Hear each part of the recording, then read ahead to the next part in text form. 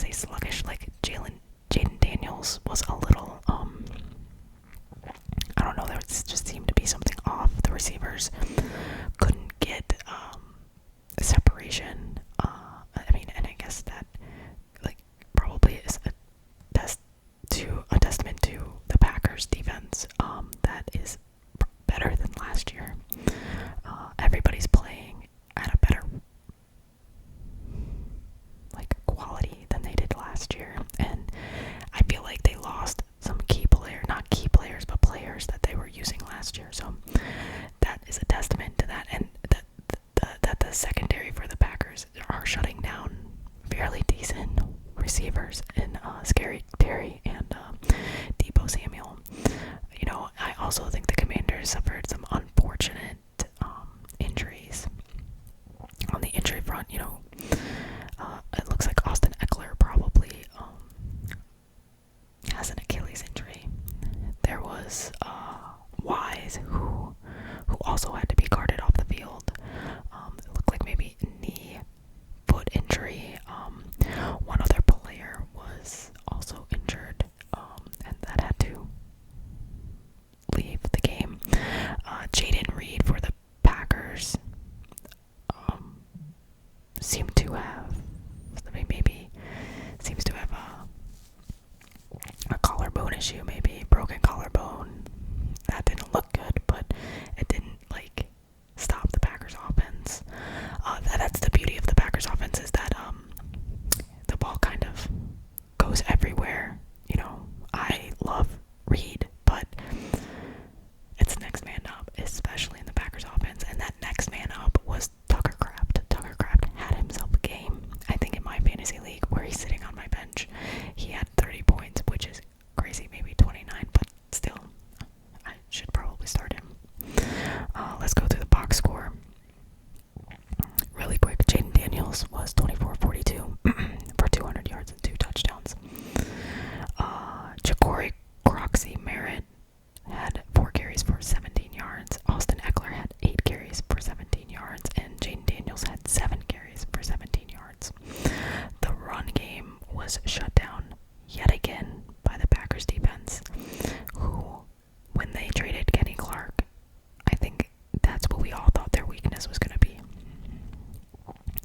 Zach Ertz was the guy for Washington. I was just surprised that when Jaden couldn't find like Debo, McCaffrey, Scary Terry, like I was just surprised that he wasn't looking for Ertz even more. But he had 6 receptions for 64 yards and a touchdown. Terry McLaurin had 5 receptions for 48 yards. Debo had 7 receptions for 44 yards and a touchdown. And McCaffrey had 1 reception for 19 yards. There's no fumbles. I don't even think there was any turnovers in the game. Bobby Wagner led the team with 11 total sacks, total tackles, 3 solos. Marshawn Lattimore for their defense seemed to be a little bit of a liability.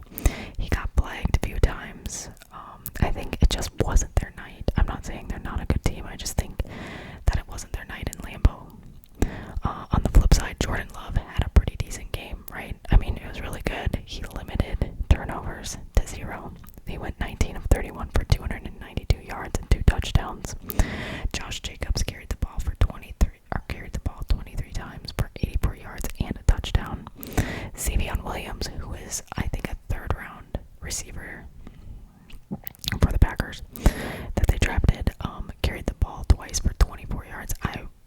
You're probably going to see him and Matthew Golden kind of fill that Christian Watson role. Christian Watson used to do the jet sweep and all that. Matthew Golden had 2 carries for 15 yards, and Jordan Love had 3 carries for 12 yards, and I don't know if you guys saw, he like trucked a player. It was kind of cool. Tucker Kraft had a game. He had 6 receptions for 124 yards and a touchdown. Wicks had 4 receptions for 44 yards. Malik Heath had 1 reception for 37 yards, and that was a crazy catch. If you didn't catch it, he like caught the ball and like tiptoed the sidelines. It was crazy.